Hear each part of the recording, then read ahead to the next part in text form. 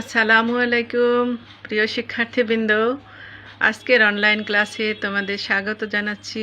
আমি মোসাম্মদ নার্গিস পারভিন, সহকারী অধ্যাপক, বাংলা বিভাগ, কুষ্টিয়া সিটি কলেজ, কুষ্টিয়া। সম্মানিত অভিভাবকবৃন্দ এবং ভিউয়ার্সবৃন্দ, যে যেখান থেকে আমার এই ক্লাস উপভোগ করছেন, সকলকে আমার আন্তরিক শুভেচ্ছা ও অভিনন্দন। শিক্ষার্থীবৃন্দ, কেমন আছো তোমরা? আশা করি ভালো আছো, সুস্থ আছো, নিরাপদে আছো।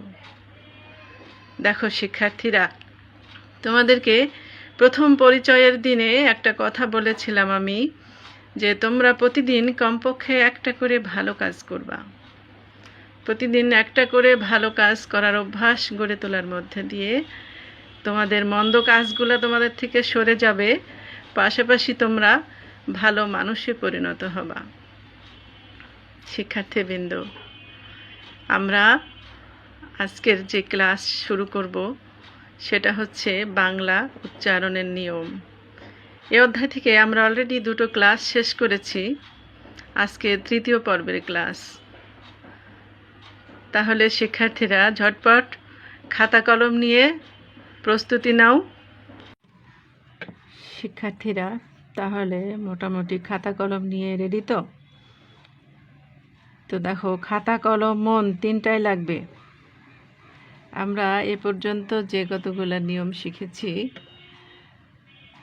আজকে তারপরের থেকে শুরু করি। দেখো, সম উপসর্গ দিয়ে গঠিত কিছু সংস্কৃত শব্দ আছে, যেগুলোর আগের অ ওকারের মতো উচ্চারিত হবে।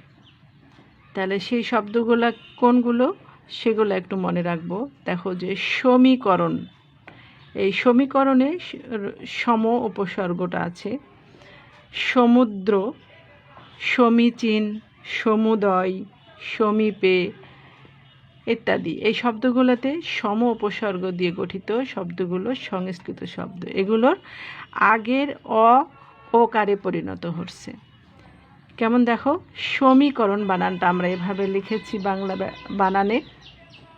বাংলা উচ্চারণের বানানে যে দন্ত স এর উচ্চারণটা জোরালো স হচ্ছে, তাই তালব্য স, আর ওকার হয়ে যাচ্ছে, আদ্য অ ওকারে পরিণত হচ্ছে, তাই সমীকরণ।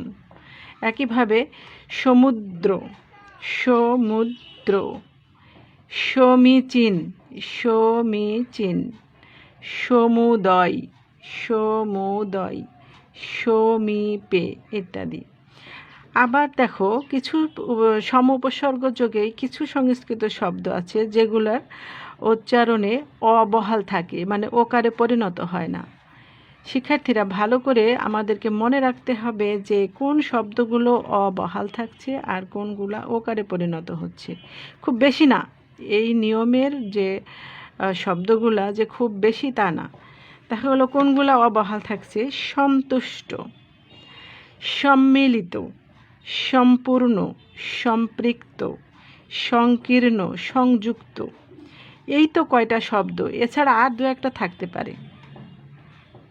তাহলে আমরা কেমন করলাম দেখো, সন্তুষ্ট, এটা উচ্চারণের বানানটা লিখলাম এভাবে, সন্তুষ্ট। সম্মিলিত, সম্পূর্ণ, সম্পৃক্ত, সংকীর্ণ, সংযুক্ত ইত্যাদি। আমরা পরের রুলসে যাই। দেখো, আমরা এ পর্যন্ত আদ্য অ নিয়ে কথা বলছি, যে আদ্য অ মানে শব্দের আদিতে যে অটা, প্রথমে যে অটা, সেটা ওকারে পরিণত হওয়ার সিস্টেমগুলো নিয়ে আলোচনা করছি।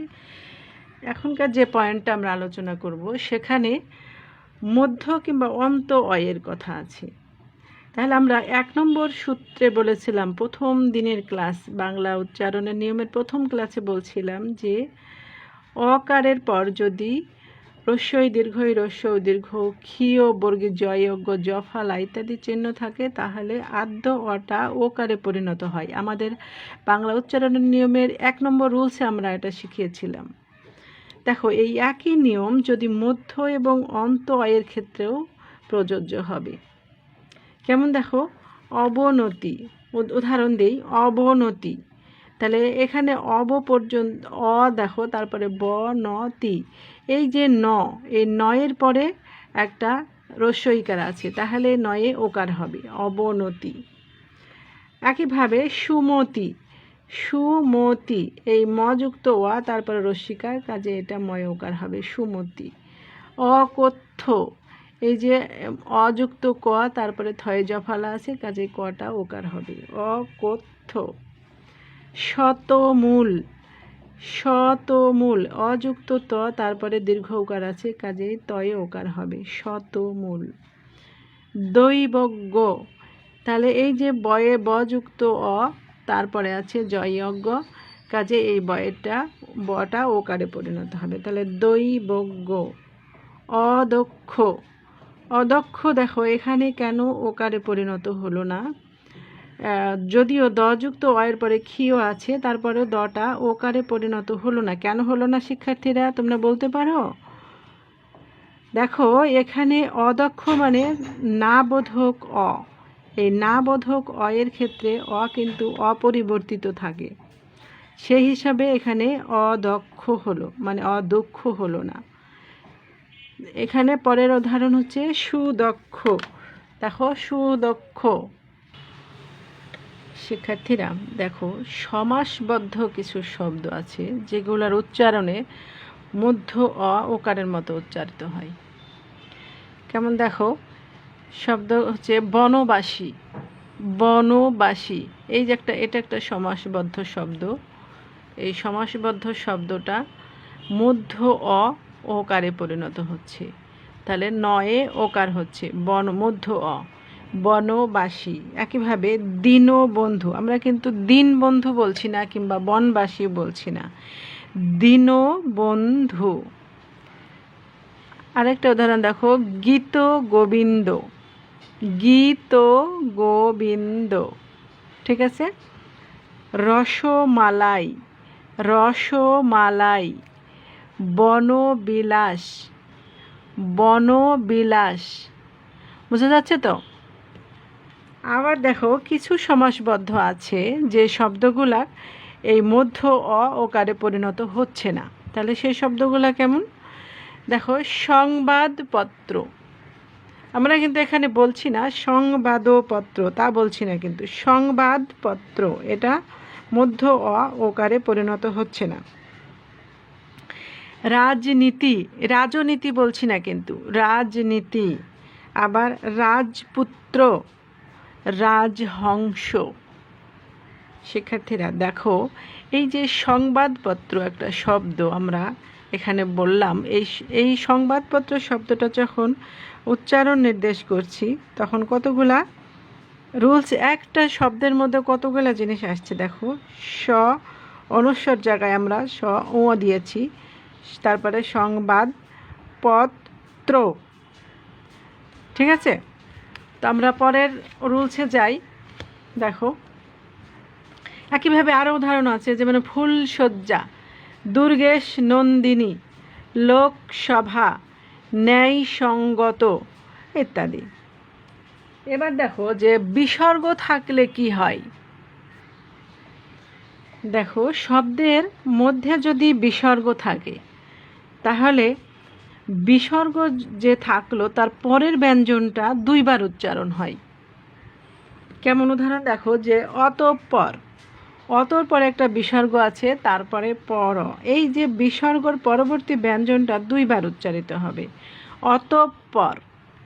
একইভাবে উদাহরণ দেখো নিঃসঙ্গ, এখানে বিসর্গ পরবর্তী স আছে, যদিও এই সটা জোরালো স-এর মতো উচ্চারণ, সেজন্য এখানে তালব্য স হচ্ছে নিঃসঙ্গ। পুনঃ পুনঃ, পুনঃ পুনঃ, পরের বর্ণটা ডাবল উচ্চারণ, দুঃসাহস, পরের শটা দুইবার উচ্চারণ হয়েছে। দুঃখ, এখানে যদিও ক্ষয়েরই ডাবল উচ্চারণ হয়নি, এখানে ক আসছে, অল্প প্রাণ মহাপ্রাণের একটা বিষয় আছে এখানে। নিঃসন্তান ইত্যাদি। আবার দেখো বলছে যে বিসর্গ শব্দের যদি শেষে থাকে তাহলে সেটা ওকারান্ত উচ্চারণ হয়, শব্দের শেষে যদি বিসর্গ থাকে তাহলে সেটা সেই বিসর্গর আগের যে বর্ণটা সেটা ওকারান্ত হয়। যেমন প্রণত, প্রণত বানানটা ঠিক এভাবে হচ্ছে উচ্চারণের বানানটা, পুনো। তো ঠিক আছে, আমরা বোঝা গেল তো নাকি? আমরা এবার পরের রুলসে যাই। দেখো রিকার বাংলা স্বরবর্ণে যে একটা বর্ণ আছে রি, এই রি এর উচ্চারণ কিন্তু রয়ের রস্যিকার রি এর মতো, তাই না? দেখো আমরা ঋতু বানানে রি তয় রস্যকারের দিই, কিন্তু উচ্চারণ যখন নির্দেশ করব তখন রয় রস্যিকার তয় রস্য ঋতু। একইভাবে ঋণ, ঋগ্বেদ, ঋদ্ধ, ঋণাত্মক, ঋত্বিক ইত্যাদি। তাহলে রি এর উচ্চারণটা হচ্ছে রয়ের রস্যিকারের মতো। আর একটা রুলস শিখি, দেখো অনুস্বারের ব্যবহার। অনুস্বার বাংলা উচ্চারণে যখন অনুস্বার থাকবে তখন আমরা কি করব? অনুস্বারের উচ্চারণটা অঙের মতো, তাই না? দেখো বিশুদ্ধ উচ্চারণ যখন আমরা নির্দেশ করব, যখন উচ্চারণ লিখব, তখন অনুস্বারের জায়গায় আমরা দিব। এটাই হচ্ছে শেখা, মানে মোটা দাগে যে অনুস্বার রাখবো না, বাংলা উচ্চারণের ক্ষেত্রে অনুস্বারের জায়গায় লিখব। ঠিক আছে, উদাহরণ খেয়াল করো। বংশ, যে ব ও তালব্য সহকার, বংশ। সংগ্রহ, সংগ্রহ। সংগ্রাম, মাংস ইত্যাদি। দেখো আমরা এ পর্যন্ত অকার নিয়ে আলোচনা করলাম, যে আদ্য অ কোথায় ওকারে পরিণত হচ্ছে, মধ্য কিংবা অন্ত অ কীভাবে ওকারে পরিণত হচ্ছে। আমরা একার নিয়ে কিছু আলোচনা করি। একার, দেখো বাংলা ভাষায় একারের কিন্তু দুটো রূপ, মানে লিখিত রূপ যদিও একটা, কিন্তু উচ্চারণের রূপ দুটো। একটা হয় যে এর নিজস্ব রূপ একার, এ দিয়েই, আর একটা হয় অবিকৃত রূপ, সেটা এর মতো। যখন আমরা এক বানান লিখি তখন এ ক লিখি, কিন্তু উচ্চারণ করি এক, তাই না? আমরা লিখি এক আর উচ্চারণ করি এক। তো আমরা কি কি রুলস আছে এই রেসপেক্টে আমরা সেটা একটু খেয়াল করে দেখি। দেখো শব্দের প্রথমে যদি একার থাকে এবং তারপরে রস্যই দীর্ঘই রস্য দীর্ঘ এ ও অথবা এদের কার চিহ্ন থাকে, এছাড়াও অন্তস্থ অ র ল তালব্য স হ ইত্যাদি থাকে, তাহলে সাধারণত একার অবিকৃত থাকে, মানে এটা এর মতোই উচ্চারণ হয়। যেমন এটা বেশি, বেশিই হবে, এটা আর এর মতো হবে না। 21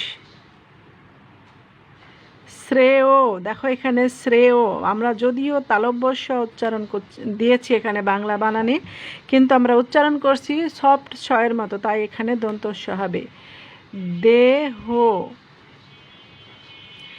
শেষ, তালব্য স এ পরে মূর্ধন্য স হবে না, এখানে শেষ তালব্য সই হবে। পেশ, রেল,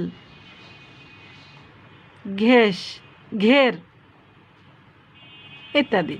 তাহলে এগুলো কোনো পরিবর্তন হচ্ছে না একারের, একারের মতো উচ্চারণ হচ্ছে। রুলসটা কি, যে একারের পর যদি রস্যই দীর্ঘ এ ও অথবা এদের কার চিহ্ন থাকে, এছাড়াও থাকবে কি অন্তস্থ অ র ল তালব্য স হ ইত্যাদি, তাহলে এগুলো পরিবর্তন হবে না।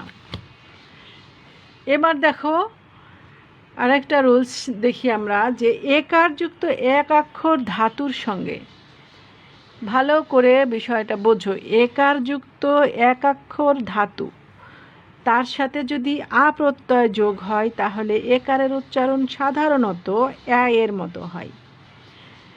তাহলে প্রথম যে লাইনটা আমরা বললাম, এটা একটু বোঝার বিষয় আছে, সেটা হচ্ছে এক অক্ষর মানে মনোসিলেবল এক অক্ষর হতে হবে ধাতুটা। তারপরে ধাতু কি জিনিস সেটা জানি তো, ক্রিয়ার মূলকে ধাতু বলে।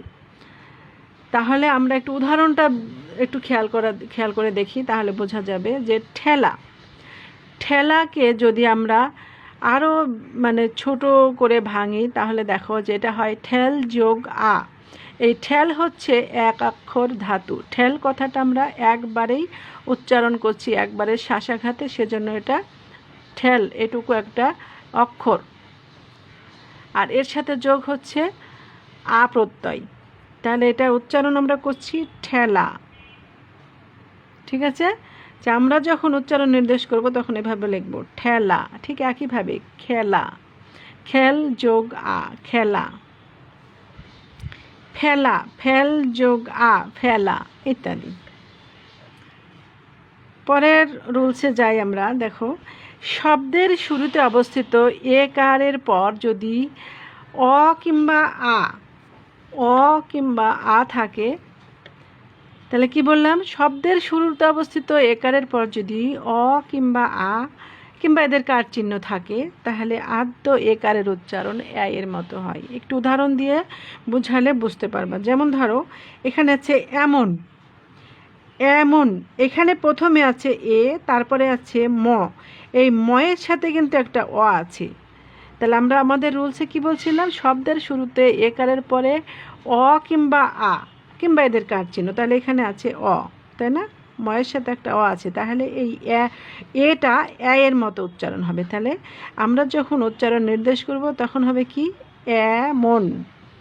ঠিক আছে, তারপরে যেমন, দেখো এখানে অন্তস্থ জ আছে, আমরা অন্তস্থ জ ব্যবহার করব না, বর্গীয় জ করব।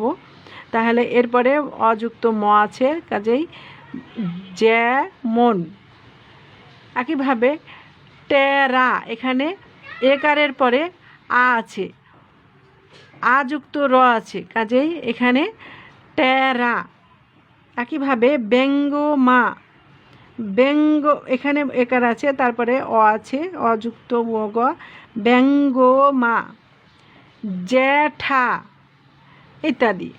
এখানে একটা উদাহরণ আছে ব্যতিক্রম, সেটা হচ্ছে এখান, এ খয়াকার দন্তন্য, যদিও এর পরে একটা আযুক্ত খ আছে, তারপরেও এটার উচ্চারণ এর মতো হবে না, এটা ব্যতিক্রম।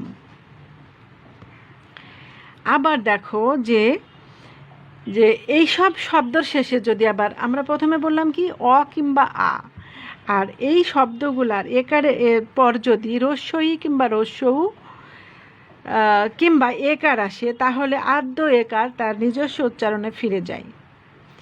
যেমন দেখো যে আমরা এই যে প্রথমে কি বললাম, যে এই শব্দগুলার শেষে যে এই যে শব্দগুলা হচ্ছে, যে প্রথমে একার থাকছে, তারপরের যে শব্দের শেষ অংশটা যদি রস্যই, রস্যউ কিংবা একার হয়, তাহলে আগের একারটা আর এ পরিণত না হয়ে একারই থাকবে। কীরকম দেখো, যে টেরি, টেরি, এখানে এ যুক্ত ট আছে, তারপরে রয় রস্যিকার আছে। আমরা রুলসে বলছিলাম যে এই সব শব্দগুলা শেষে যদি রস্যই, রস্যউ কিংবা এ থাকে, তাহলে তার উচ্চারণ আবার একারের মতোই হয়, তাহলে এটা হবে টেরি। একইভাবে নেড়ি, জেঠু, তাহলে এখানে আছে একারের পরে শেষ প্রান্তের যে শব্দের শেষ বর্ণটা উকার দিয়ে, তাহলে জেঠু। চেংড়ি, ব্যঙ্গমি, ব্যঙ্গমি, ইত্যাদি। আবার দেখো যে 1, 11, 1, 11, 13, এই যে মানে সংখ্যাবাচক শব্দ, এই শব্দগুলো লেখার সময় যখন আমরা বানান করে লিখছি, তখন কিন্তু এটা এর মতো উচ্চারণ হয়। যেমন এক বানানে আমরা এরকম উচ্চারণও করছি, এটা লিখছি ওটা 11, 13, ইত্যাদি। তো এই মোটামুটি গেল যে তোমার একার দিয়ে যে রুলসগুলা, যে কোথায় একার এর মতো উচ্চারণ হবে, কোথায় একার এর মতো উচ্চারণ হবে, আমরা একটু ধীরস্থিরভাবে বোঝার চেষ্টা করি। এবার আসো যে অন্ত অ, অন্ত অ দিয়ে আমরা এর আগেও দু একটা উদাহরণ দেখলাম, আমরা আরেকটু মানে কয়েকটা উদাহরণ একটু খেয়াল করে দেখি যে অন্ত অ আর কোথায় কোথায় কেমন উচ্চারিত হয়। দেখো, বাংলা ভাষায় বেশ কিছু বিশেষণ পদের শেষে অ ওকারের মতো উচ্চারণ হয়। আমরা কিন্তু এ পর্যন্ত বেশিরভাগ যে আলোচনা হয়েছে সেখানে ছিল আদ্য অ এবং মধ্য অয়ের ক্ষেত্রে, অন্ত অয়ের কথা আমরা এখন বলছি। তাহলে কি বলছি, বাংলা ভাষায় বেশ কিছু বিশেষণ পদ তার শেষে অ থাকলে সেটা ওকারের মতো উচ্চারণ হয়। উদাহরণ দেখো, কালো, কালো বানানটা এরকম, আর এটাকে যখন আমরা উচ্চারণ করছি কালো, লয় ওকার হয়ে যাচ্ছে, তাই না, কালো। একইভাবে ভালো, ভালো, খাটো ইত্যাদি। আবার কিছু কিছু দ্বিরুক্ত শব্দ বিশেষণ হিসেবে ব্যবহৃত হলে সেগুলার অন্তের অকার ওকারে পরিণত হচ্ছে। একটু খেয়াল করো যে বলছি কিছু কিছু দ্বিরুক্ত শব্দ যখন বিশেষণ হিসেবে ব্যবহার হচ্ছে তার শেষের অ ওকারের মতো উচ্চারণ হচ্ছে। যেমন বড় বড়, বড় বড়, এখানে এটা বিশেষণের মতো কাজ করছে, এই বড় বড়, তাহলে এখানে রয়কার বড় বড়। একইভাবে ঝড়ো ঝড়ো, সাজো সাজো ইত্যাদি। আবার দেখো এই জায়গাতেও ব্যতিক্রম কিছু শব্দ আছে যেগুলা ওকারে পরিণত হবে না। সেই শব্দগুলা কোনগুলা, যেমন মরমর, করকর, গড়গড়, তরতর, খড়খড় ইত্যাদি। এগুলা শব্দ বিশেষণ হিসেবে ব্যবহার হলেও সে ওকারে পরিণত হবে না।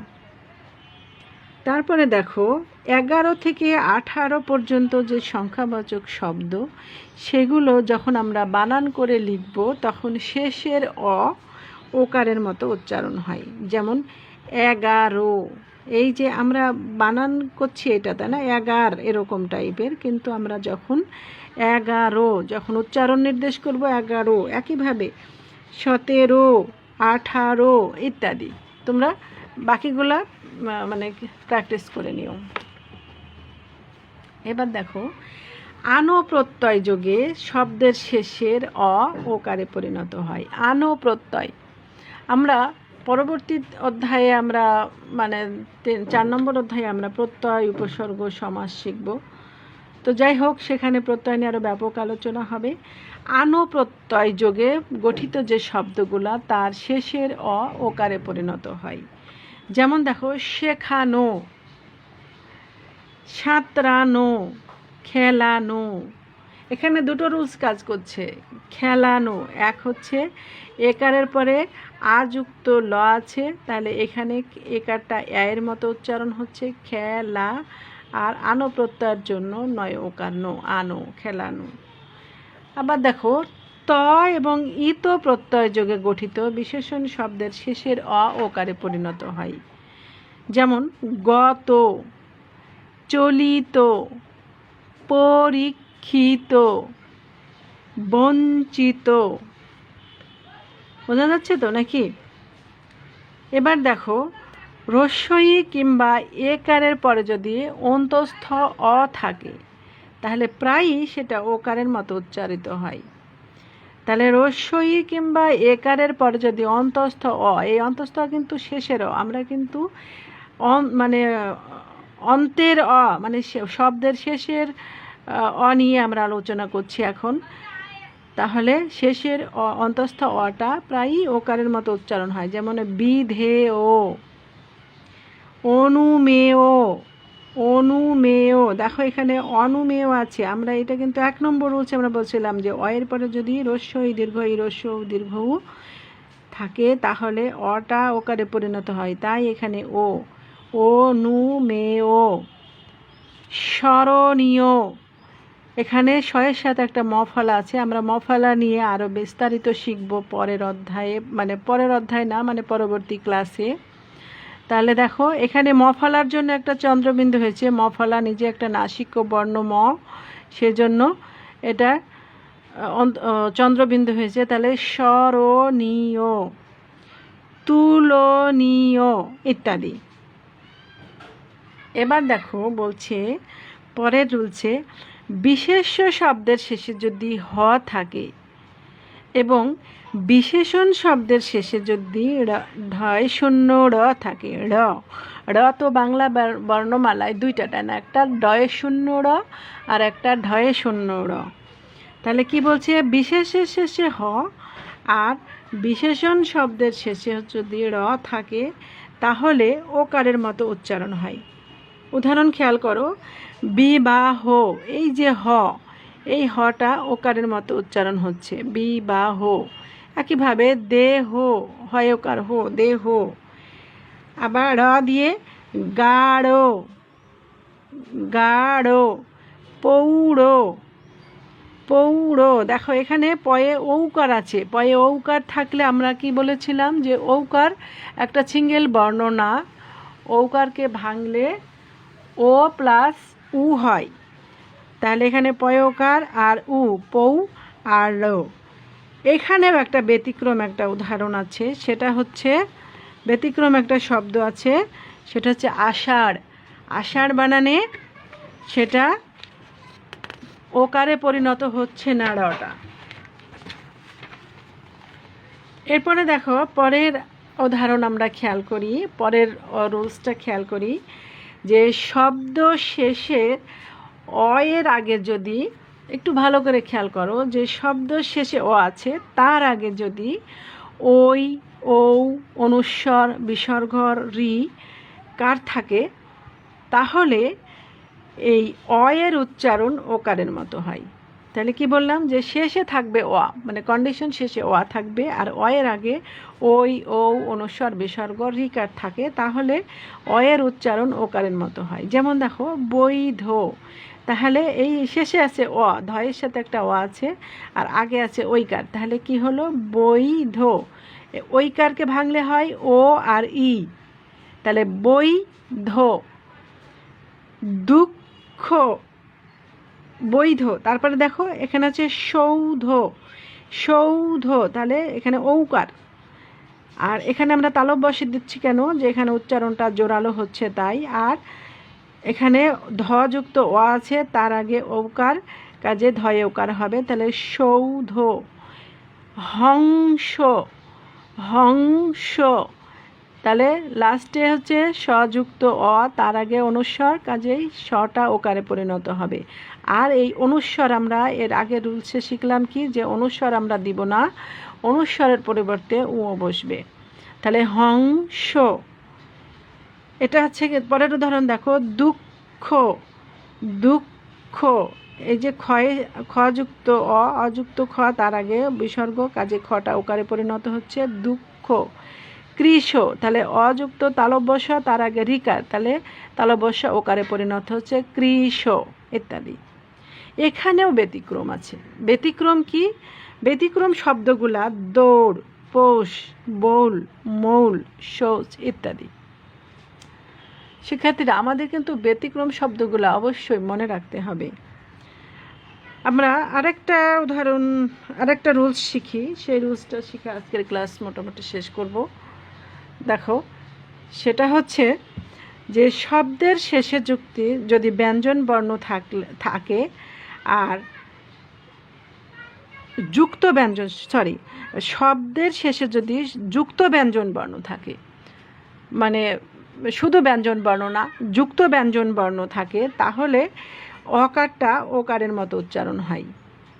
যেমন খেয়াল করো, ভক্ত, এখানে ভয়ের লাস্টে আছে কি যুক্ত ব্যঞ্জন বর্ণ, এই যুক্ত ব্যঞ্জন বর্ণের সাথে একটা অকার আছে, এই অকারটা ওকারে পরিণত হবে ভক্ত। বিজ্ঞ, এখানে জয়জ্ঞর সাথে একটা অ আছে, আর এটা যেহেতু যুক্ত বর্ণ, কাজেই এটা ওকারে পরিণত হবে। আরেকটা জিনিস একটু মেমোরাইজ করাই দিই, যে এই জয়যজ্ঞ থাকলে, জয়যজ্ঞ যদি শব্দের মাঝে কিংবা শেষে থাকে, তাহলে উচ্চারণ হয় গ, গয়ের মতো।